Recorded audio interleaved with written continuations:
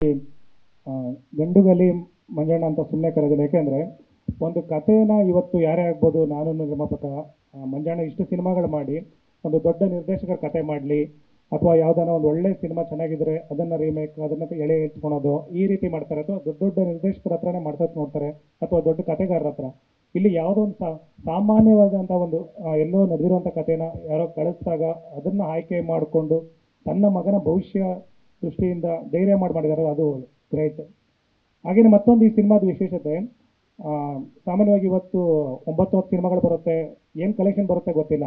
ಅಂಥದ್ರಲ್ಲಿ ಒಂದು ದೊಡ್ಡ ಅಮೌಂಟನ್ನು ಸಿನಿಮಾಗೆ ಡೈರೆಕ್ಟ್ OTTಗೆ ರಿಲೀಸ್ ಮಾಡೋದಕ್ಕೆ ಬಂದರೂ ಸಹ ಅದನ್ನು ನಾನು ಬೇಡ, ಈ ಸಿನಿಮಾ ಮೇಲಿರೋ ಕತೆ ಮತ್ತು ಸಿನಿಮಾ ಮೇಲೆ ನಂಬಿಕೆಗೆ ನಾನು ಇದನ್ನು ಡೈರೆಕ್ಟಾಗಿ ಥಿಯೇಟ್ರಲ್ಲೇ ರಿಲೀಸ್ ಮಾಡ್ತೀನಿ ಅಂದರು. ಸೊ ಅದು ಮಂಜಣ್ಣವರ ತಾಕತ್ತು, ಸಿನಿಮಾ ಮೇಲಿರುವಂಥ ಪ್ರೀತಿ. ಈ ಎಲ್ಲದರ ದೃಷ್ಟಿಯಿಂದ ಮತ್ತು ಶ್ರೇಯಸ್ ಒಬ್ಬ ದೊಡ್ಡ ನಿರ್ಮಾಪಕ, 50 ಸಿನಿಮಾ ಮಾಡಿರೋ ನಿರ್ಮಾಪಕ, ಸಾಕಷ್ಟು ಹೀರೋಗಳನ್ನ ಬೆಳೀತಾ ನೋಡ್ತಾ ಬಂದಿದ್ರು ಸಹ ಯಾವುದೇ ಒಂದು ಹ್ಯಾಂಗ್ ಓವರ್ ಇಲ್ಲದೆ ಸಿನಿಮಾಗೆ ಹೊಸ ಬಂದರೆ ಹುಡುಗಂತಾರ ಎಲ್ಲನೂ ರೆಡಿಯಾಗಿ ಆ ಪ್ರೀತಿ ಆ ಸಿನಿಮಾ ಮೇಲೆ ಇರುವಂತಹ ಒಂದು ಶ್ರದ್ಧೆಯಿಂದ ತುಂಬ ಚೆನ್ನಾಗಿ ಸಿನಿಮಾ ಮಾಡಿದ್ದಾರೆ. ಅವ್ರನ್ನ ಪರ್ಸ್ನಲ್ ಆಗಿ ಹೇಗಿರ್ತಾರೋ ಅದೊಂದು ಬೇರೆ, ಇದು ಸಿನಿಮಾ ಮೇಲಿರೋ ಪ್ರೀತಿಗೆ ಖಂಡಿತ ಈ ಸಿನಿಮಾ ತುಂಬ ಚೆನ್ನಾಗಾಗಬೇಕು. ಎಲ್ಲ ಒಳ್ಳೆಯದಾಗಲಿ.